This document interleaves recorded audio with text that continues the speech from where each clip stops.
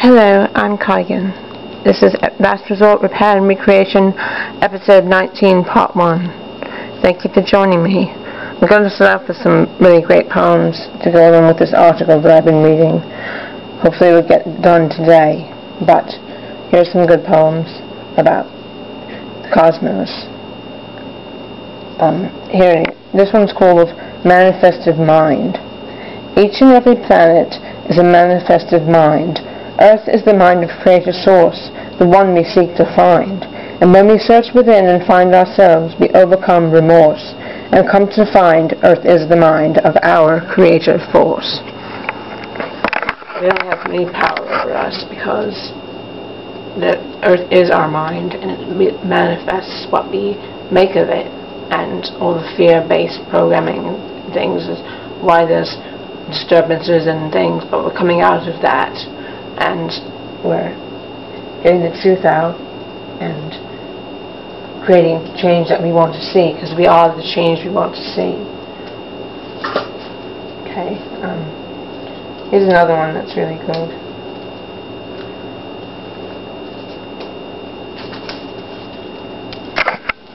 This one's called Creators and Creations. What is crafted by human hands on earth is born into the omniverse, and perhaps one day our creatures will visit to meet their parents on this little blue planet. Until then, we will create and dream, crafting the creatures that the mind's eye has seen, and as we open our hearts and look up at the sky, we are no longer questioning why. The answers within we already know, that the creatures of the mind help our universe grow, and many new multiverses appear whenever we have a brilliant idea. And sometimes our creations want to be like us, made of earth's clay and shining stardust. And like them we want to be like our Creator, and maybe we will someday, sooner or later.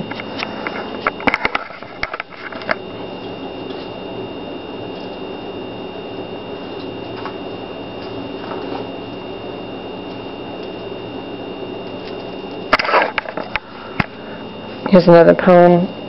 This is interesting because when this poem was written, my own master was thinking of the song called Reunited while she was writing this poem, which was very synchronistic. It's called Beautification. The cornerstone was set by Yeshua for us to build our gifts on, creating a kingdom of genuine love where money is forgotten, and the eye of the mind will rise and shine, but only when it's been embraced. Reuniting ourselves and each other through our Earth Mother's loving grace. And I guess I'll save the last one for after the article. So,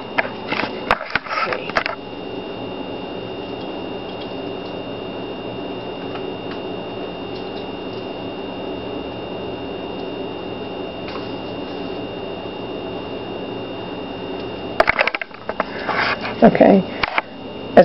As the blunt leading edge encounters the energies, radiations, and cosmic particles of space, it effervesces or glows due to the energetic plasmas produced along the leading edge.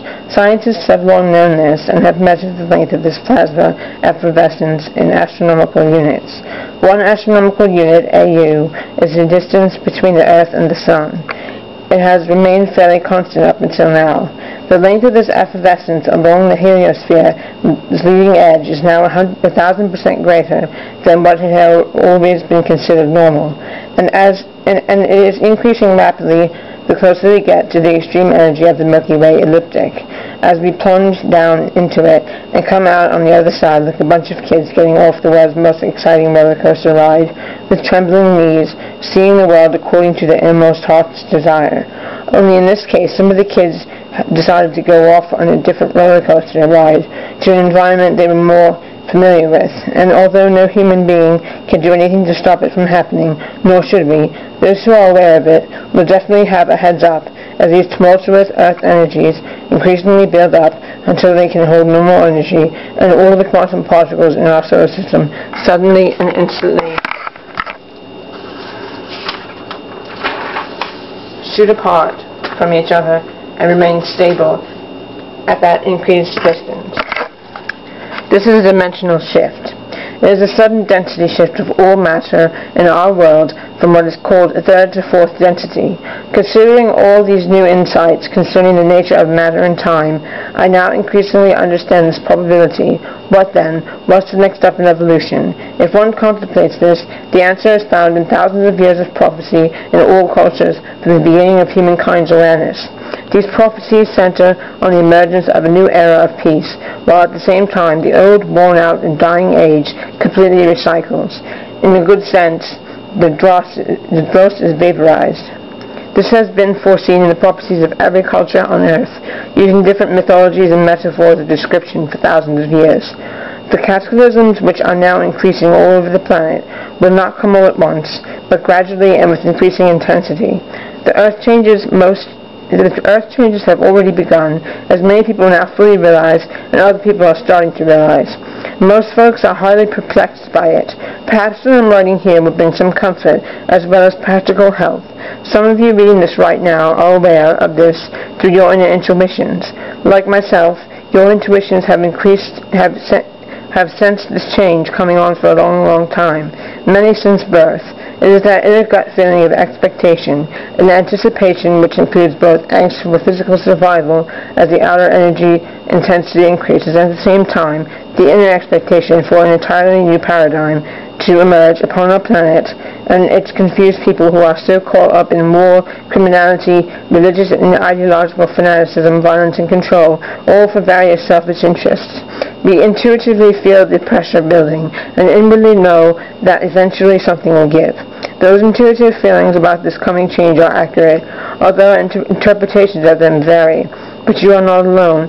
We call this emerging new state of our existence fourth density. When the term density is used instead of dimension, it is referring to differing states of the quantum particles between one world dimension and another. It refers to this vast universe. Time and space are completely commingled and consist of many different ratios.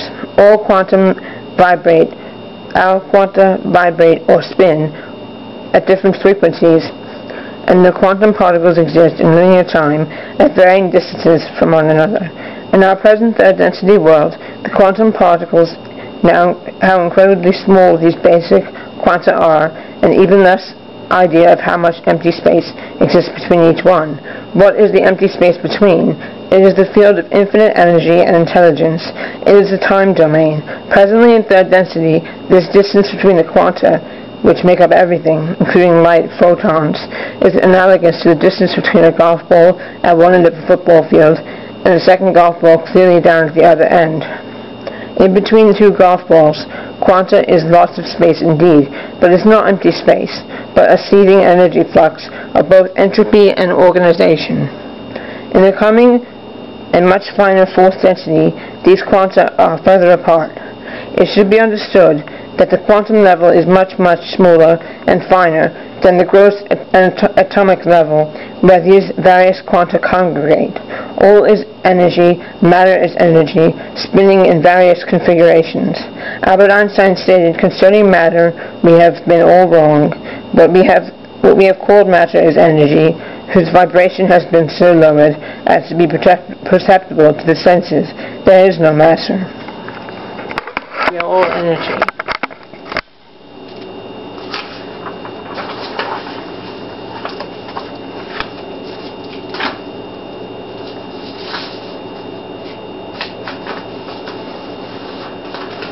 Okay.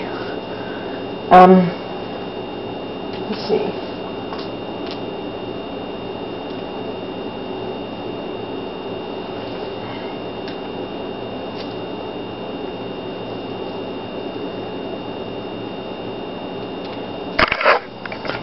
Okay, I'm going to close off with a poem, and then we'll turn over to our next speaker.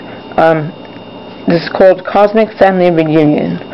Through our inner eye together, we begin to see forever. ourselves as one creation through our own imagination. Reality is ours now, the lie belongs to them. Together as one we are the sun, uniting faith and truth once again. Thank you for joining me. See you next week.